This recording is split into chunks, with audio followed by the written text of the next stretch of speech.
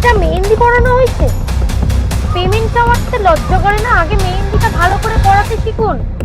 মেহেন্দি পড়ানো কমপ্লিট, এবার পেমেন্টটা করে দিন। কিসের পেমেন্ট? এটা মেহেন্দি পড়ানো হয়েছে? পেমেন্ট চাওয়াতে লজ্জা করে না? আগে মেহেন্দিটা ভালো করে পড়াতে শিখুন, তারপরে পেমেন্ট নেবেন। আমি কি এরকম কাজ করে আপনার কাছ থেকে মেহেন্দি পড়াতে চেয়েছিলাম? বলেছিলাম সুন্দরই তো হয়েছে। কোথায় সুন্দর হয়েছে? বাচ্চাদের মতো দাড়ি কেটেছেন। এটা আগে বাচ্চাদের মতো? হ্যাঁ, এটা বাচ্চাদের মতো।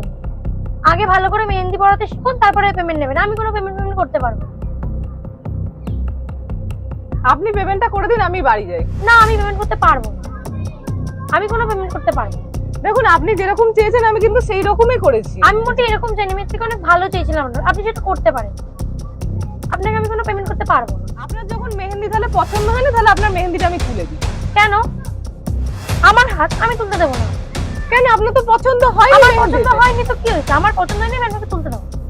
আপনি আমার বাড়ি থেকে বেরিয়ে, আমি কোনো পেমেন্ট করতে পারবো না। আমার হাত, আমি মেহেন্দি তুলতে হবে। বাজে হয়েছে, আমার তো একটা অকেশন পারপাসে আমি আপনাকে বুক করেছিলাম না। আমার পছন্দ হয়নি, আমি দেবো না তুলতে। যা আছে তাই থাক, ফাঁকা হাতের থেকে তো যেটা আছে সেটা বেটার না? ঠিক আছে, আমি কোনো কিছু তুলতে না, আপনি বাড়ি। কিন্তু আপনার তো পছন্দ হয়নি, তা তুলে তবুও দিতে। ঠিক আছে, কারণ আমি তো ফাঁকা হাতে আর বিয়ে বাড়ি যেতে পারবো না। যেটা আছে সেটাই ঠিক আছে, আপনি যান আমার বাড়ি থেকে বেরিয়ে। অদ্ভুত কাস্টমার বাবা। এত কষ্ট করে পড়ানোর পরে এরকম ব্যবহার।